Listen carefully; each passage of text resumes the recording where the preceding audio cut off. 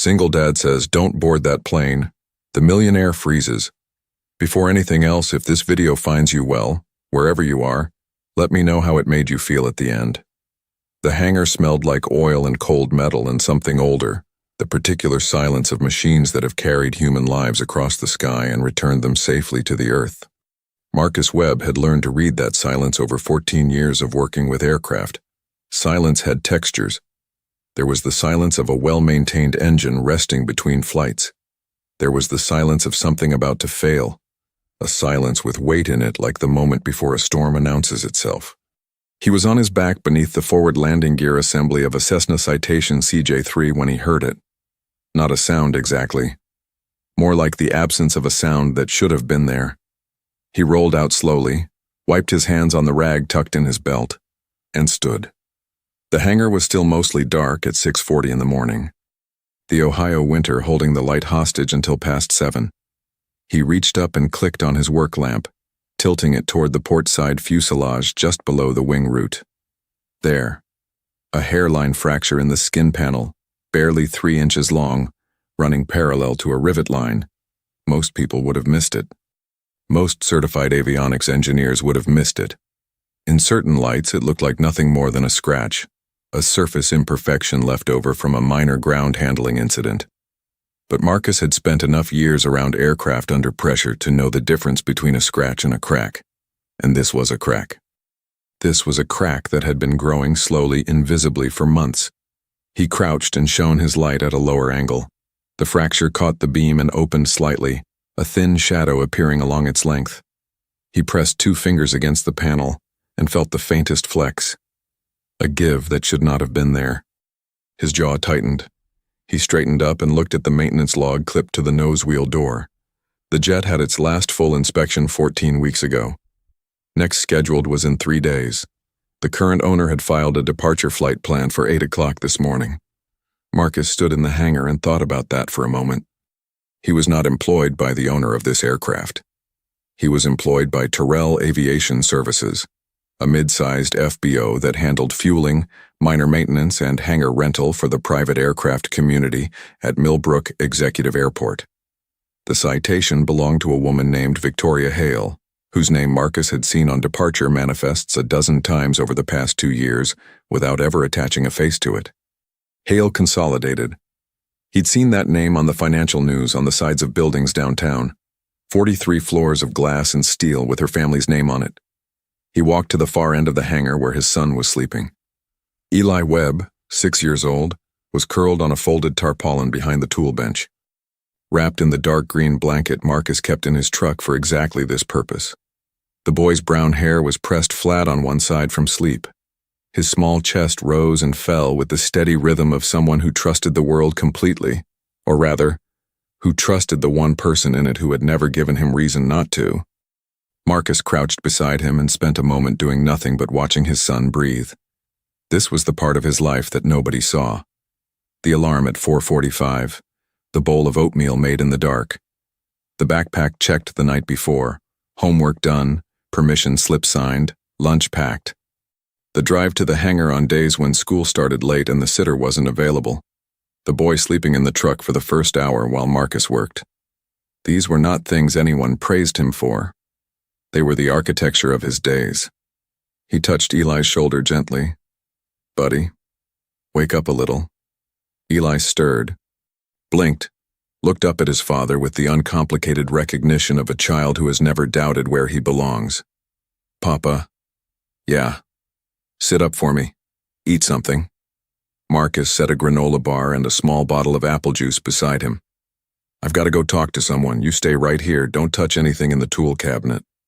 "I know," Eli said, already unwrapping the granola bar with the practiced seriousness of a child who has heard this instruction many times and takes it seriously. Marcus walked back to the main hangar floor. He was 34 years old, and he looked it in the way that certain men look their age, not diminished by it, but carved by it.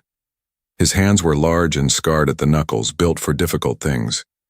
His face was composed, not emotionally absent, but trained to keep the interior of himself from showing on the surface. He was not a tall man, but he was a solid one, with the particular stillness of someone who has been in situations where stillness was survival. He went to the office at the back of the hangar and asked the overnight dispatcher, a young man named Cody, whether Victoria Hale had arrived yet. "Not yet," Cody said. "Wheels up at 8. She usually comes in around 7:15. I need to speak with her before she boards." Cody looked up. There was something in Marcus's voice that made the younger man pause. "Is there a problem?" "There's a problem," Marcus said. He went back to the jet and documented everything. The fracture location, its dimensions, the degree of panel flex. He photographed it with his phone. He wrote it in his personal notebook, the small blue one he kept in his chest pocket. At 7:22, he heard a car on the tarmac. Victoria Hale arrived in a black SUV with a driver and a personal assistant already speaking into a wireless earpiece. Victoria herself emerged, and Marcus understood immediately why the name had always sounded like it came with its own gravity. She was younger than he expected, perhaps 28, dressed in a charcoal coat that cost more than Marcus made in a month, dark hair pulled back with no-nonsense precision.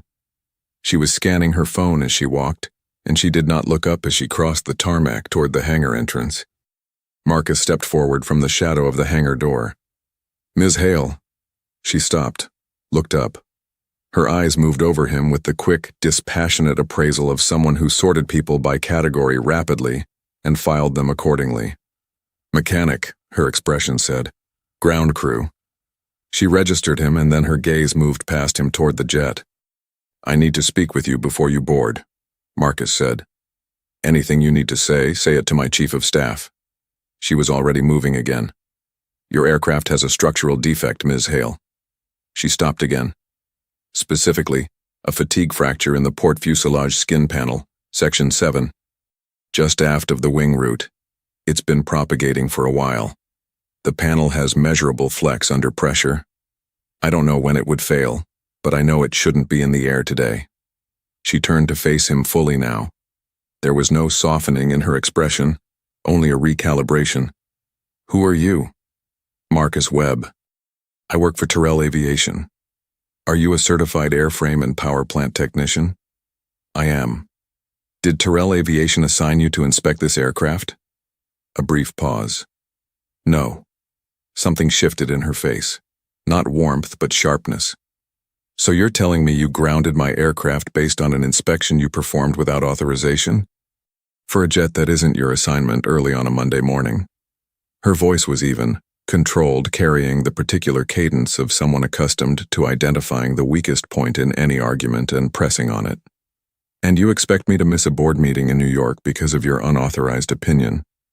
I expect you to look at what I found before you decide," Marcus said. His voice was unchanged. She stared at him. There was something she hadn't expected in his manner. No defensiveness, no apology, no scramble to justify himself. Just that stillness and the quiet certainty behind it. "Show me," she said. He walked her to the aircraft and showed her the fracture. He held his phone light at the correct angle. He placed her hand, she did not flinch, he noted, against the panel and let her feel the flex. He explained in precise and unhurried language what the fracture was, where it was in relation to the structural anatomy of the jet, and what it meant for flight safety under the pressurization cycles of a 600-mile flight. When he finished, there was a silence.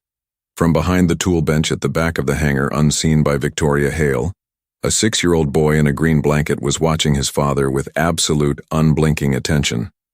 "How did you see this?" Victoria said, and for the first time her voice had something other than edge in it. "Our maintenance team did a full inspection 6 weeks ago."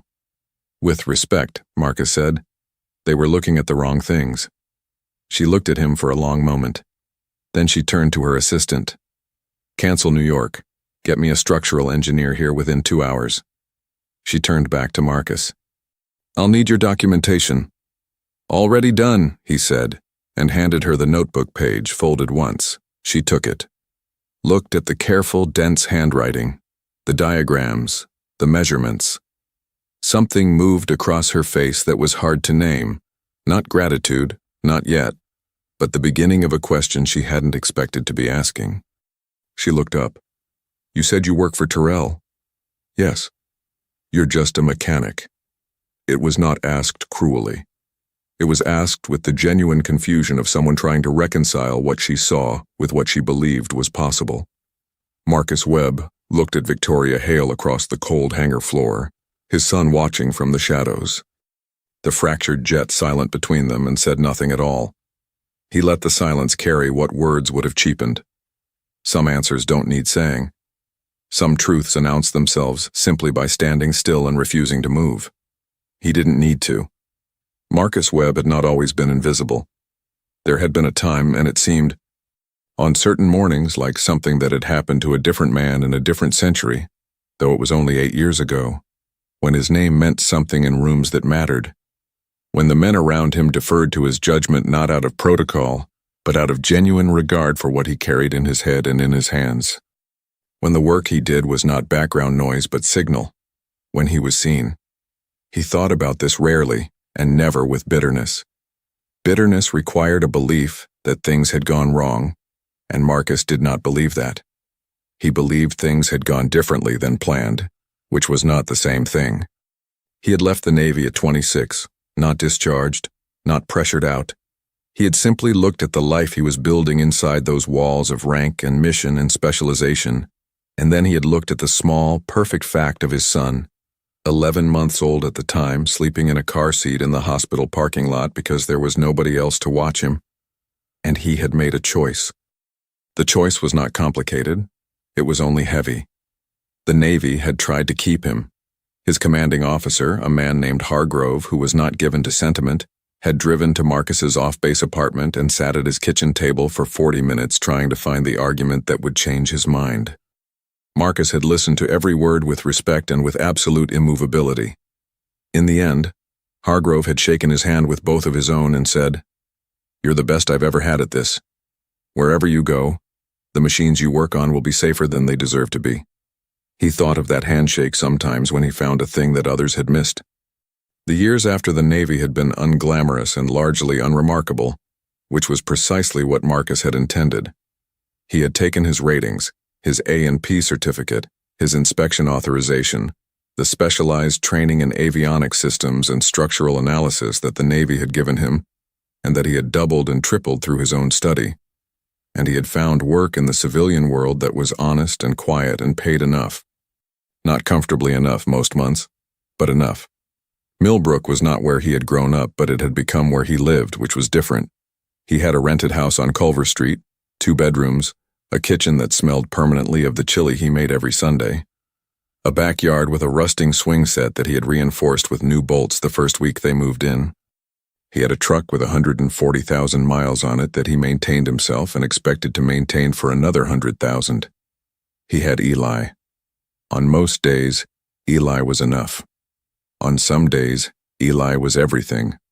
The boy had his mother's eyes, large and dark, paying attention with a quality that made some adults slightly uncomfortable. Lena had been gone since Eli was 8 months old. Not dead, gone. She had been 23 and not ready for any of it. Marcus had never blamed her for leaving, though he had spent time being angry at the manner of it. The note on the counter, the car gone, the phone disconnected within a week. Eli did not ask about her often. When he did, Marcus answered without editorializing. "She loved you. She wasn't ready. That's not your fault." He believed both of those things completely. Tuesday afternoon, 2 days after the incident with the Victoria Hale's jet, Marcus was on his knees in the hangar replacing a brake assembly on a King Air when he heard voices behind him, voices that did not belong to any of the Terrell aviation staff. He did not turn immediately. He finished torquing the bolt he was working on, checked the torque reading twice, noted it in his log, and then stood. 3 men in suits were standing with Roger Terrell, his employer, a florid man in his 50s who managed the FBO with the particular nervousness of someone perpetually worried about losing accounts he couldn't afford to lose. The suits had the look of corporate legal, expensive, careful, professionally neutral. "Marcus," Roger said. He had the expression of a man walking across ice. "These gentlemen are from Hale Consolidated. They'd like a word." Marcus wiped his hands and waited. The lead attorney, a man named Briggs, who introduced himself with the efficient grace of someone who'd made a career of managing inconvenient people, explained that Hale Consolidated appreciated the safety concern Marcus had raised. The structural engineering team had confirmed the fracture. The aircraft had been grounded for repairs. Ms. Hale wished to convey her personal thanks. Marcus nodded. Then Briggs said the other thing. Ms. Hale also wants to ensure that the documentation you prepared, your personal notes, photographs, any written observations, are properly transferred to our maintenance file, as the authorized record holder for this aircraft. Marcus looked at him. I gave Ms. Hale a copy of my documentation on the morning of the incident. Yes, we'd like the originals as well. Your notebook, your phone photographs. A pause settled over the hangar. Roger Terrell was not meeting Marcus's eyes. My notebook is my personal record, Marcus said. My photographs are on my personal device. You're welcome to the copies I provided. Mr. Webb. Briggs's voice developed a texture it hadn't had before. Not threatening, but pressure-bearing. Ms. Hale is one of Terrell Aviation's most significant clients. This is a straightforward records request. Then it can be made through the proper channels, Marcus said. FSDO, FAA. I'll comply with any regulatory request through the appropriate process. Roger Terrell made a small, miserable sound. From the corner of the hangar, invisible to the men in suits, Eli Webb was sitting on the tailgate of his father's truck, doing his reading homework with the focused concentration of a child determined to finish before dinner. He had learned early to be quiet in the hangar. He had learned to read his father's silences, to know when the air in a room had changed, to stay still and attentive without being seen. He was watching his father now. He always watched his father. There was something Eli understood about Marcus Webb, something the boy could not have articulated at 6 years old, but which lived in him as a kind of bedrock conviction, which was that his father did not move. Not in the way that mattered. You could press on Marcus Webb and he would give you nothing. Not from stubbornness or pride, from something deeper than both, from a certainty about what was true and what was right that did not require the approval of anyone standing in front of him. Briggs left without the notebook. Roger Terrell asked Marcus to step into his office. The conversation was not hostile. Roger was not a bad man. He was a man with a business and a mortgage and a daughter in college, and he was frightened, and fear made him practical in ways that were not always principled. He explained that Hale Consolidated represented 12% of Terrell's annual revenue. He explained that Ms. Hale's team had been in contact about formalizing their relationship with the FBO, which meant more contracts, more work, more security. He explained all of this in the careful language of someone who knows he is asking a subordinate to do something the subordinate should not have to do. I need you to cooperate with their records request, Marcus. Roger, my personal documentation is mine. I'll cooperate with any legally mandated request. This could cost us the account. I understand. Roger looked at him with something close to exhausted admiration. Don't you care about this job? Marcus thought about Culver Street. The truck, the swing set. I care about it a lot, he said. He went back to the King Air and finished the brake assembly. That evening, sitting at the kitchen table while Eli ate the chili Marcus had reheated and described with great seriousness the social complexities of first grade, a narrative involving a disagreement about whose turn it was on the climbing structure and the diplomatic resolution engineered by their teacher. Marcus kept his face calm and his voice steady, and let his son's words fill the kitchen, the way light fills a room when the curtains are opened. Later, after Eli was asleep, he sat in the kitchen alone. On the table in front of him was a photograph in a plain wooden frame. The photograph showed a younger Marcus, 22, 23, standing with a group of men in front of an aircraft that bore no civilian markings. He was smiling in the photograph, which was rare. The men around him had the look of people who had done something very difficult together and were standing in the particular relief of the other side of it. He looked at the photograph for a while. He thought about what Hargrove had said and about the years since, and about the way a man can walk away from the largest version of himself and still show up every morning and put his hands to honest work without resentment, without theater, without asking anyone to witness it. That was not weakness. Marcus had decided long ago that it was the opposite of weakness. It was the hardest kind of discipline. The discipline of choosing what mattered over what was impressive. He thought about the woman in the charcoal coat standing on his tarmac in the cold. The way she had looked at his handwriting. The way she had said, "You're just a mechanic." The genuine confusion in it. Not cruelty, confusion. As though the world she operated in had taught her that men like Marcus Webb, quiet, undecorated, working for wages in a hangar before dawn, could not be what he so plainly, so calmly, was. Then he put the photograph face down. He would need it face down for what was coming. The structural engineer's report came back on Thursday. Marcus heard about it secondhand, from Cody at the front desk, who had heard it from one of the flight crew. The fracture had been worse than initially assessed. What Marcus had identified as a propagating fatigue crack had, upon full inspection by Hale Consolidated's contracted engineering firm, revealed secondary microfracturing along the adjacent rib, an indication that the panel had been under anomalous stress for a longer period than the 14 weeks since the last inspection. The aircraft had been grounded indefinitely pending a more comprehensive structural review. The engineering firm's preliminary report had apparently included language like early detection prevented catastrophic failure and consistent with pressurization-induced fatigue at altitude. Marcus learned all of this from Cody, who told him with the excited energy of someone sharing good news. Marcus thanked him and went back to work. He did not think about catastrophic failure. He had trained himself, long ago, not to think about outcomes that hadn't happened.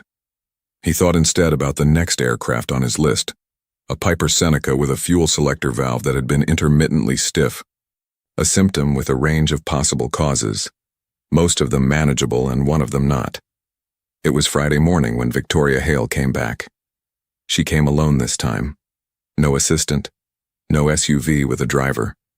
She arrived in a dark gray sedan that she parked herself at the edge of the tarmac, and she was dressed differently, less armor in it.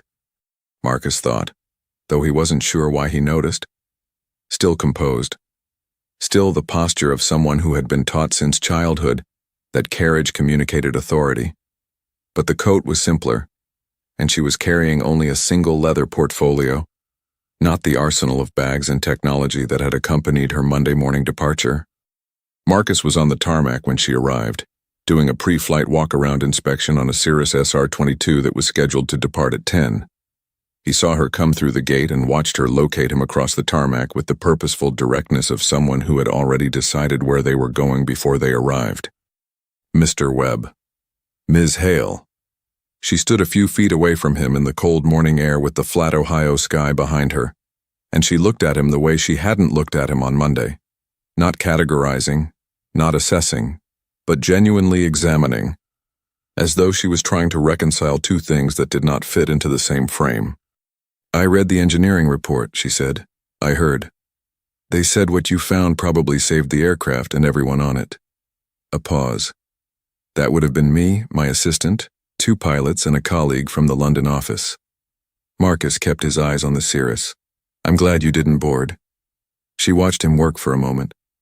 "I want to apologize," she said, "for how I spoke to you Monday morning."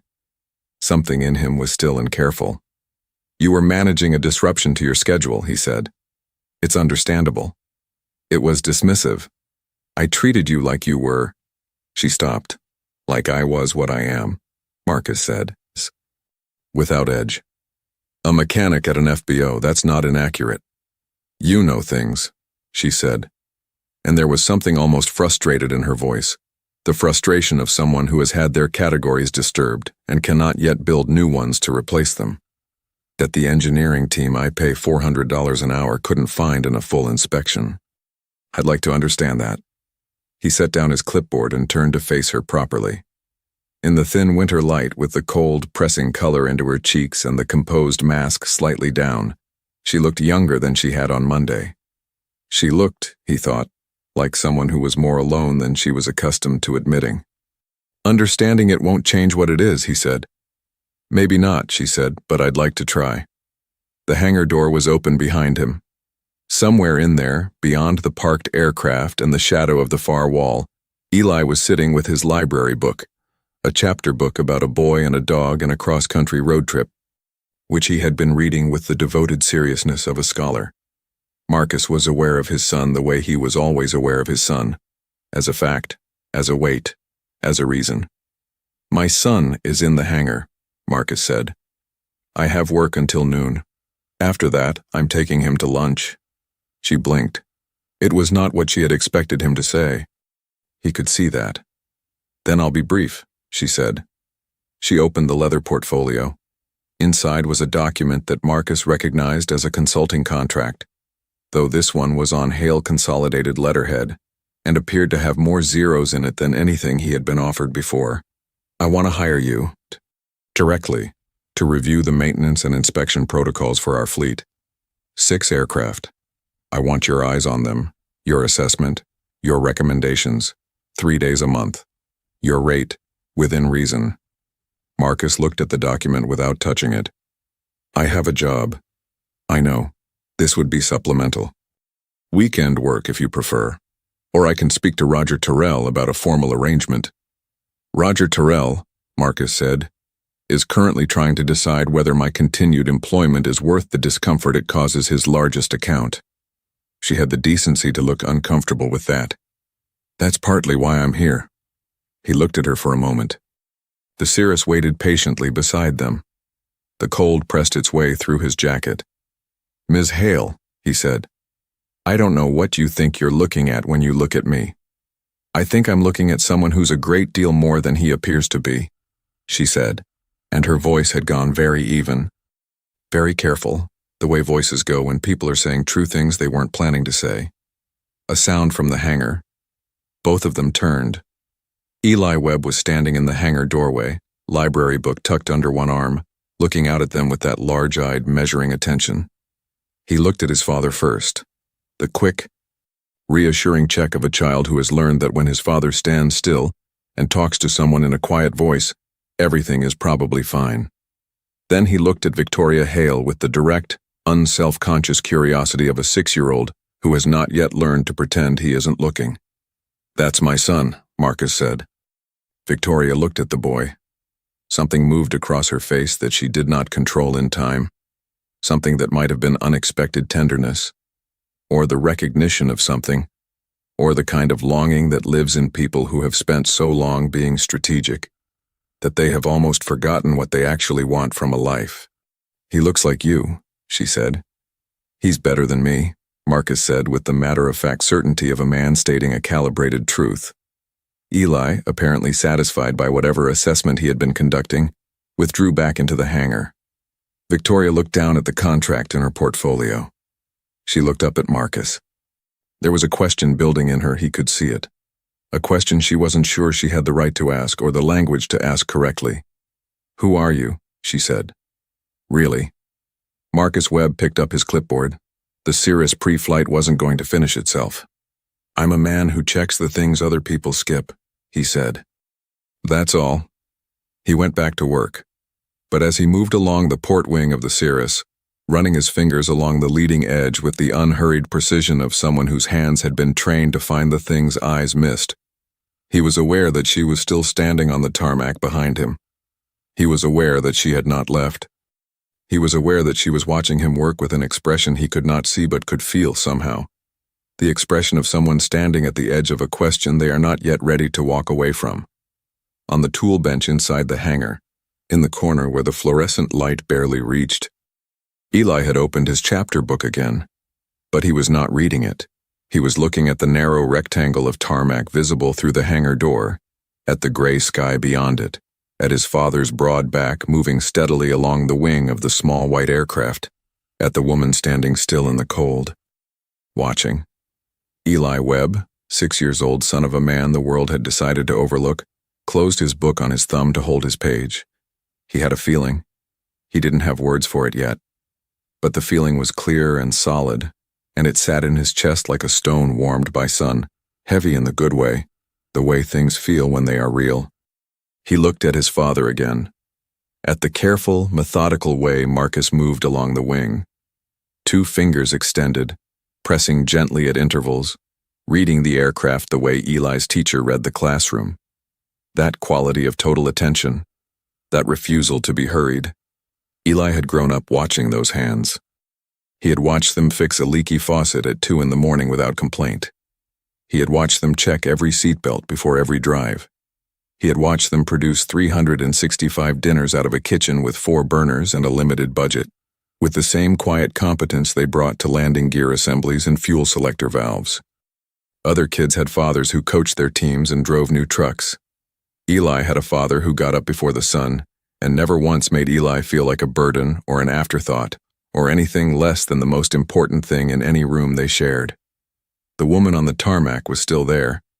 She was watching his father the way you watch something that surprises you, with the attention of someone revising their understanding of the world. Eli opened his chapter book, found his page. His father would finish the inspection. Then they would go to the diner on Porter Street and sit in the booth by the window, and Eli would talk, and his father would listen, completely, unhurriedly, as though nothing in the world mattered more. That had always been enough. Something was beginning. The letter from Terrell Aviation arrived on a Wednesday morning, slipped under the windshield wiper of Marcus's truck while he was inside the hangar performing a borescope inspection on a turbine engine. He found it when he walked out for his coffee break, a plain white envelope with the company logo in the upper left corner. His name typed on the front with the impersonal precision of documents that carry bad news. He read it standing beside his truck in the cold. Then he folded it carefully and put it in his jacket pocket and went back inside and finished the borescope inspection. He entered his findings in the log. He cleaned the instrument. He tagged the engine with his findings and his ID number and the date and time. Then he sat on the bumper of his truck and looked at the sky for a while. The letter was not a termination. It was a reassignment. A lateral move, as Roger's language carefully framed it, to the ground support division. Towing, fueling, equipment maintenance. Away from the aircraft. Away from the inspections and assessments and the quiet daily work of keeping things in the air that were supposed to stay in the air. The pay was the same. The title was different. The message was as clear as a hairline fracture in a fuselage panel. Roger had found a way to keep the account and keep Marcus without keeping Marcus where Marcus's judgment could create further inconvenience. He thought about fighting it. He had the standing to fight it.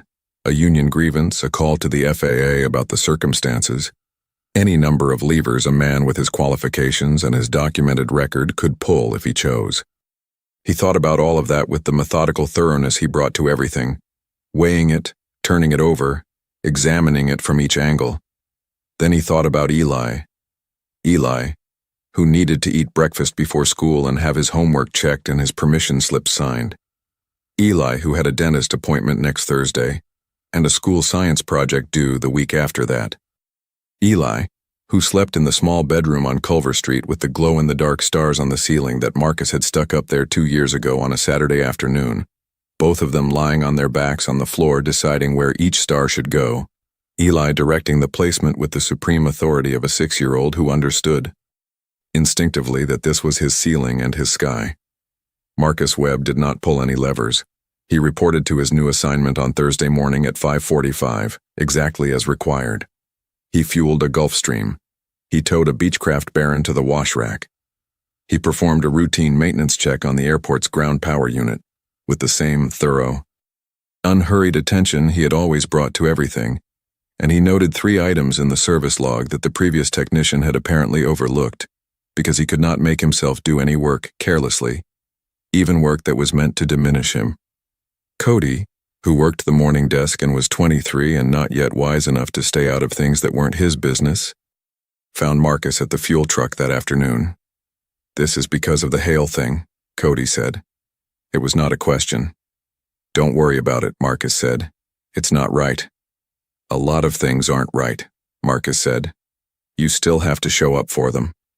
He said it without bitterness, which was the part that Cody would remember for years afterward, long after he had left Millbrook and built his own career and become, eventually, the kind of man who told the story of Marcus Webb to younger people who needed to hear it.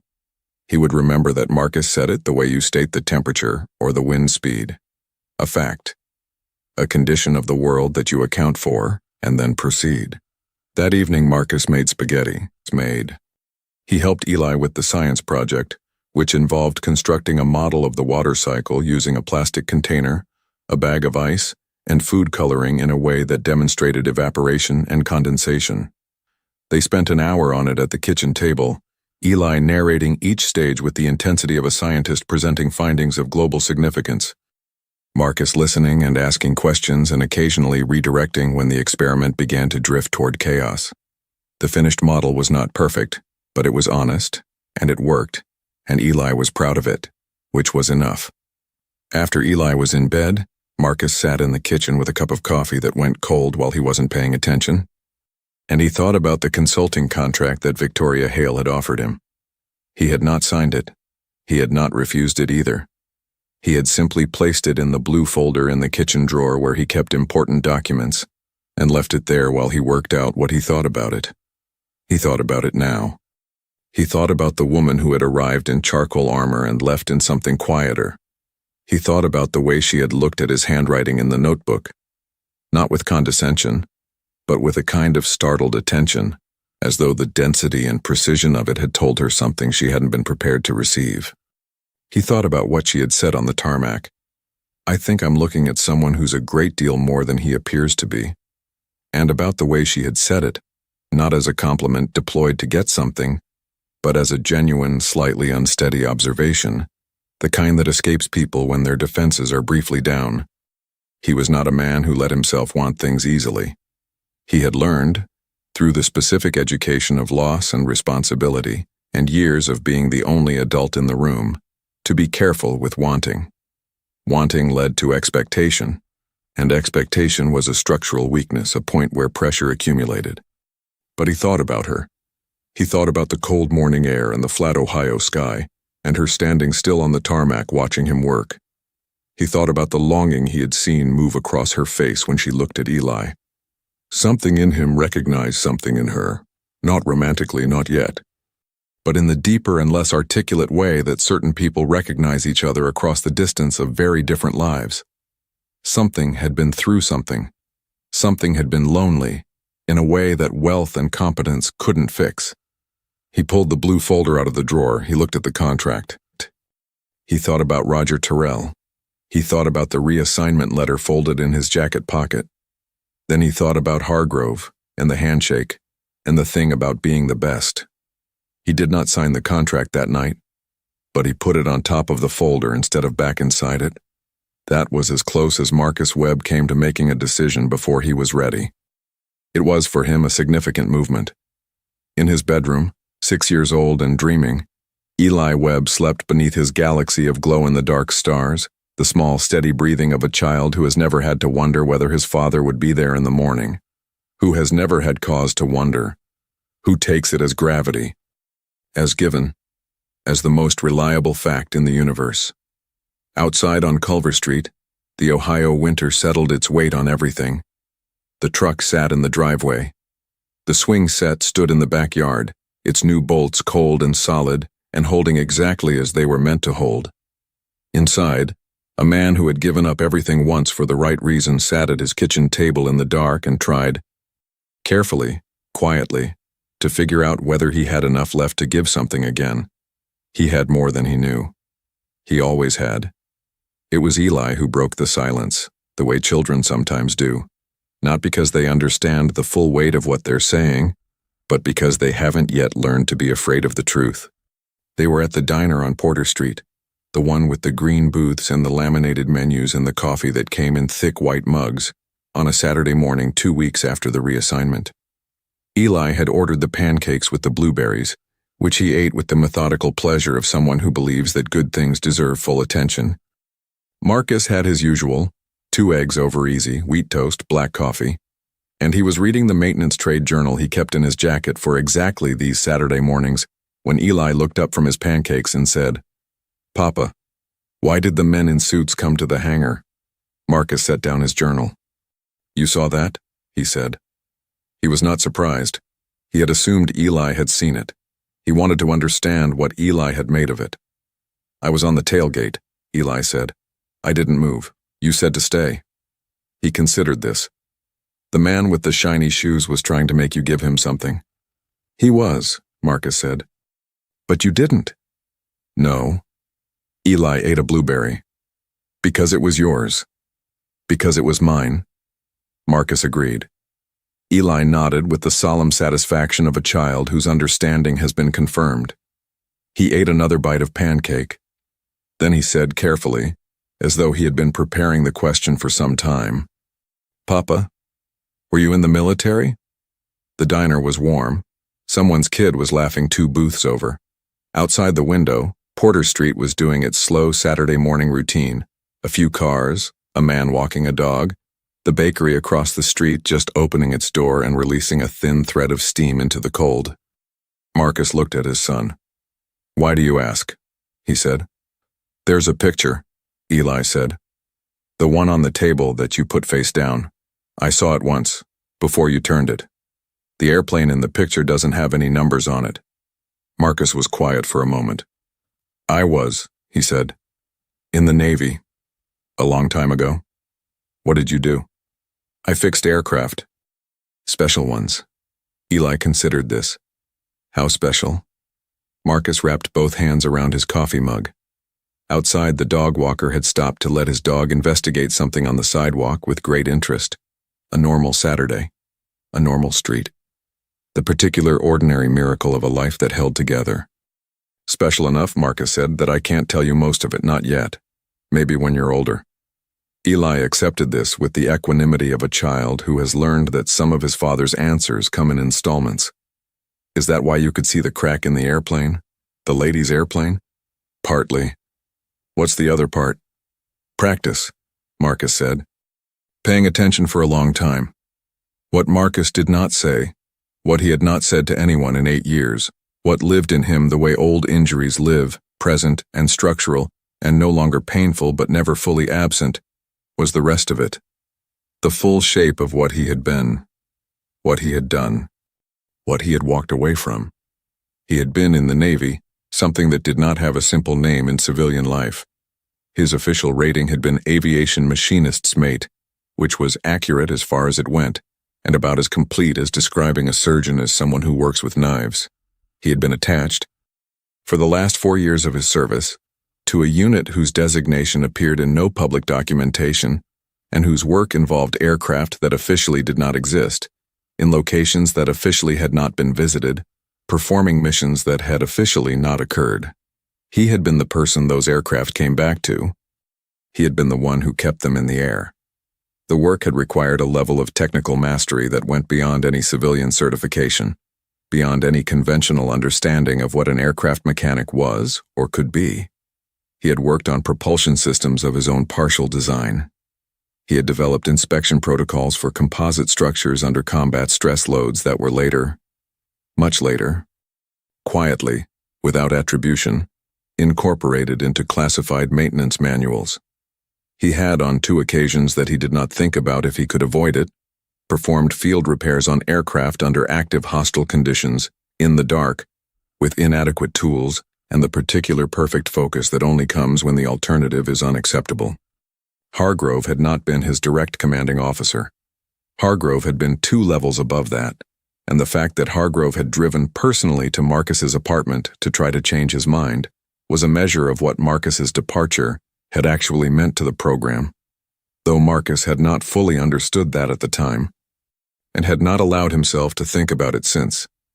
He had walked away.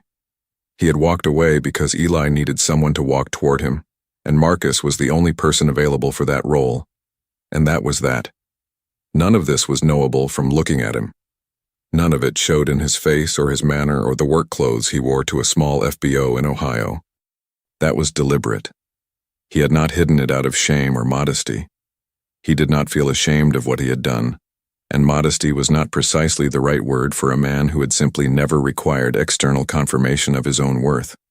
He had hidden it because he had found in the years of single fatherhood and honest civilian work that the man he had been in the Navy and the man he was on Culver Street were not in conflict. They were the same man, the same hands, the same set of values, applied to different scales of problem. He did not need anyone to know. He did not need the credit. But things had been set in motion now that could not be easily stopped. It was the following Monday when the first of them arrived. Marcus was in the ground support bay, performing a scheduled service on the airport's primary ground power unit, when he heard a voice behind him that he had not heard in 8 years and had not expected to hear again. Still checking the things other people skip, Marcus did not turn immediately. He finished tightening the fitting he was working on. Then he stood up and turned around. The man in the hangar doorway was in his 60s, gray-haired and straight-backed, wearing civilian clothes that did not quite disguise the posture they had been built on. His eyes were the particular flat, calm gray of someone who has spent a lifetime in rooms where emotional display was a liability. There was a scar along his jaw that had not been there 8 years ago, or had been less visible. His name was Colonel James Hargrove, retired, and he was looking at Marcus Webb the way Marcus had seen very few people look at anything, with a regard that was not sentimental, but was total. "Colonel," Marcus said. "I heard about the citation," Hargrove said. "I have people who keep track of things." Marcus said nothing. "I also heard about the reassignment." Something moved briefly in Hargrove's expression, not anger, but its disciplined cousin. That was wrong. "It's managed," Marcus said. "I know it is. That's not why I'm here." Hargrove stepped into the bay, and his eyes moved over the ground power unit with the automatic professional assessment that never fully left men like him. He looked back at Marcus. "Victoria Hale. Do you know who her father was?" Marcus waited. "Admiral Richard Hale. Retired. He was on the oversight committee for the program you worked in. He died 14 months ago." Hargrove held Marcus's gaze. His daughter inherited the company and a number of his private files that apparently included a full performance record for a Navy technician who was described in those files as, he paused, and the pause had weight in it, and I am quoting directly, "the finest aviation systems specialist this program has produced in 30 years of operation." The ground power unit hummed quietly between them. "She found those files 3 weeks ago," Hargrove said. "She's been trying to understand what she was reading. She didn't know the name. She didn't know the face. And then a mechanic at her FBO stopped her from boarding an aircraft with a fatal structural defect, and she looked at the way he worked, and she looked at his handwriting in that notebook, and something matched."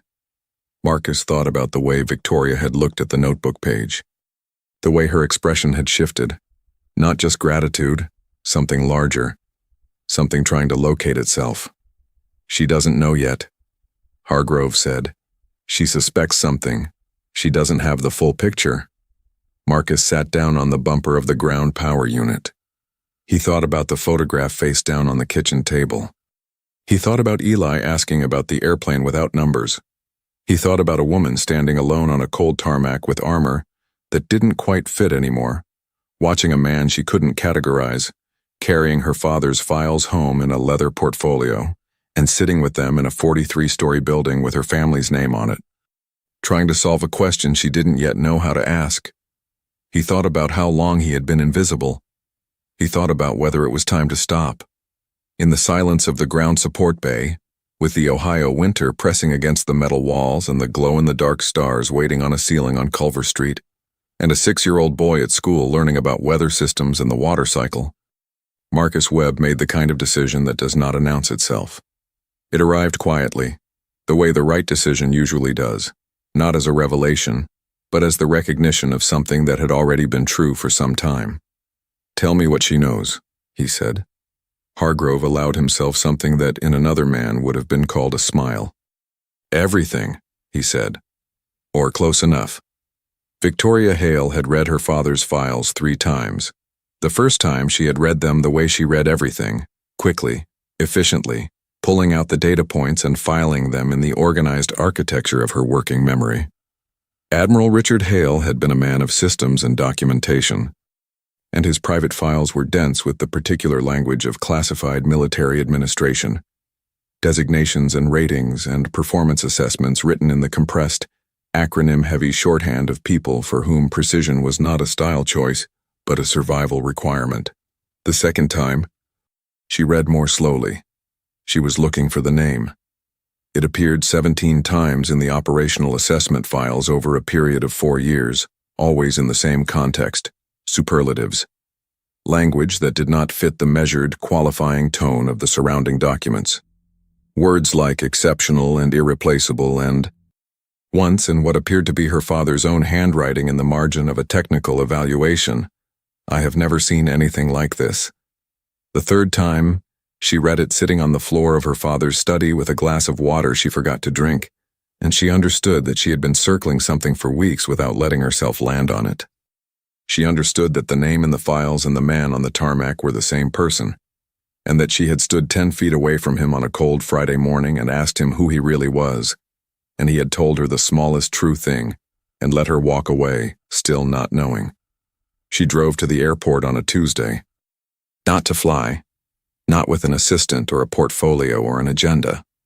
She drove herself in the gray sedan and she parked at the edge of the tarmac, and she sat in the car for a few minutes, which was not something Victoria Hale typically did. She sat and looked at the hangar and the flat gray sky beyond it, and the half-frozen grass at the edge of the tarmac that had been bent by the wind and not straightened. Then she got out and walked in. Marcus was in the ground support bay. He looked up when she came in, and she saw in the single second before he composed his expression that he had been expecting her. Not today specifically, but soon. He had known it was coming. He had been waiting for it with the particular patience of a man who understood that certain things could not be indefinitely deferred. She did not speak immediately.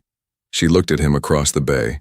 She looked at his hands, which were resting on the housing of the ground power unit, and she thought about those hands in her father's files, not described physically, but present in every line in every account of systems repaired and problems solved and situations managed in conditions that she still could not fully picture. Even after 3 readings. "My father wrote about you," she said. "I know," he said. She had not expected that. She stood still with it for a moment. "You knew about the files. I was told about them recently. Did you know who I was? When you stopped me from boarding?" "I knew your name," he said. "I didn't connect it to your father, not then." She believed him. She believed him the way she had come over these weeks to believe most things about Marcus Webb, not because he was charming or persuasive, but because he was constitutionally incapable of the kind of strategic presentation that she lived among daily. He said what was true, and he didn't say more than that. "He called you the finest he'd ever seen," she said. "My father was not given to that kind of language." "I know that too," Marcus said. "Then why?" She stopped, started again. "Why are you here? Why a small FBO in Ohio? Why?" She gestured, not unkindly, at the ground support bay, the fuel truck visible through the door behind her, the unglamorous ordinariness of all of it. Marcus was quiet for a long moment. Then he said, "Because my son needed someone here." The ground support bay was still. Somewhere outside, a small aircraft taxied past. Its engine a steady, purposeful drone. "That's it?" she said. And then, hearing herself, "I don't mean that dismissively. I mean, that's it," he said simply. "There wasn't any other reason I needed." She looked at him. She had been in rooms with powerful men her entire life, men with titles and holdings and the practiced ease of people who had never seriously doubted their own importance. She had learned to read them the way her father had taught her. Look for what they protect. Look for what they fear.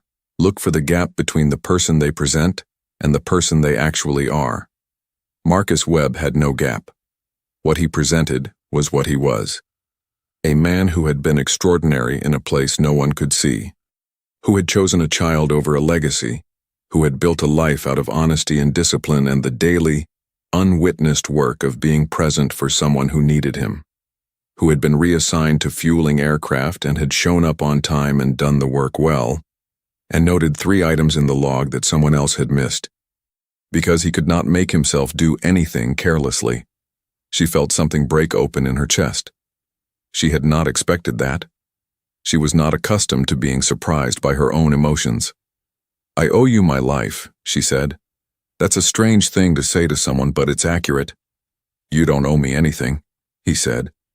"I did what I saw needed doing." That's exactly what I mean.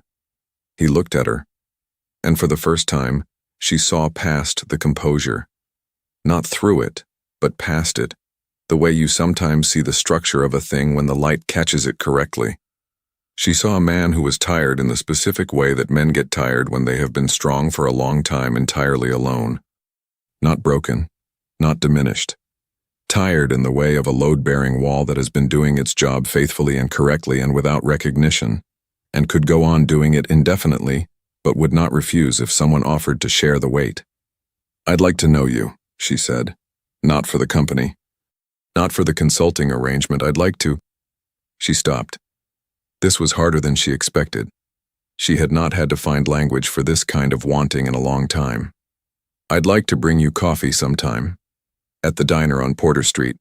With your son, if that would be all right." Something changed in Marcus Webb's face. It was not dramatic. It was not the kind of change that would have been visible to anyone who was not paying close attention. It was the kind of change that happens in the foundations of things. A small, structural shift that doesn't show on the surface, but changes the load-bearing arrangement of everything above it. "Saturday mornings," he said. "We go at 8. She nodded. She turned to leave. "Ms. Hale." She stopped. "Victoria," he said. Just her name. Said in the particular way a man says a name when he has decided to stop being careful about it. She didn't turn around, but he saw her shoulders change. She walked out of the ground support bay into the cold Ohio afternoon, and Marcus Webb stood with his hands on the housing of the ground power unit and felt for the first time in a very long time something that was not the absence of anything, something present and warm and structural, like a load distributed correctly across a well-built frame. He went back to work. Saturday came the way Saturdays come, without drama, carrying the ordinary weight of everything that matters. Marcus made oatmeal at 5:30 and let Eli sleep until 7, and then woke him gently with a hand on his shoulder and told him they were going to the diner. Eli emerged from sleep in stages, as he always did, blinking and serious, assessing the day from the beginning of it the way his father had taught him by example. At the diner, they took the booth by the window. Eli ordered his pancakes with blueberries. Marcus ordered his eggs. The coffee came in thick white mugs. Porter Street conducted its slow Saturday routine outside the glass. At 8:12, the gray sedan parked across the street. Victoria Hale crossed Porter Street in a coat that was simpler than the charcoal one, her hands in her pockets, her face open in a way that it had not been the first time Marcus had seen her. She came through the door and the hostess gestured toward the booth, and she walked the length of the diner the way people walk when they are slightly nervous and determined not to show it. And she stopped at the booth and looked at Eli and then at Marcus. Eli looked up from his pancakes. He looked at her with those large, measuring eyes. He looked at his father. He looked back at her. "You're the lady from the hangar," he said. "I am," she said. "You watched my dad work." "I did," she said. "He's very good at it." Eli considered this with the gravity it deserved. Then he slid toward the window to make room and said, "You can sit here. The coffee is really good." Victoria Hale sat down. Marcus looked at his son. Eli was already back to his pancakes, the matter settled as far as he was concerned. With the complete and generous certainty of a child who has grown up watching a man welcome every difficult problem with steady hands and open eyes, and has absorbed from that watching the understanding that the world is, on balance, a place where good things are possible, where honest work is enough, where the people worth knowing will recognize what matters when they see it. Outside the window, Porter Street went about its business. The bakery steamed. A dog investigated a lamppost. The Ohio sky sat flat and wide and pale above the buildings, the kind of sky that does not promise anything dramatic. Only light, only continuation, only the next ordinary day of a life that has been, by every measure that matters, lived well. Marcus Webb drank his coffee. Across the table, Victoria Hale was looking at him, and he let her look, not performing, not explaining, not protecting the interior of himself from the surface. Just present in the particular way he had always been present for the things that deserved it, completely, unhurriedly, as though nothing in the world mattered more than this moment and the people in it. Under the table, Eli's foot swung back and forth the way it always did when he was content. The weight of quiet hands, the legacy of a man who fixed broken things, the morning that was just a morning and everything,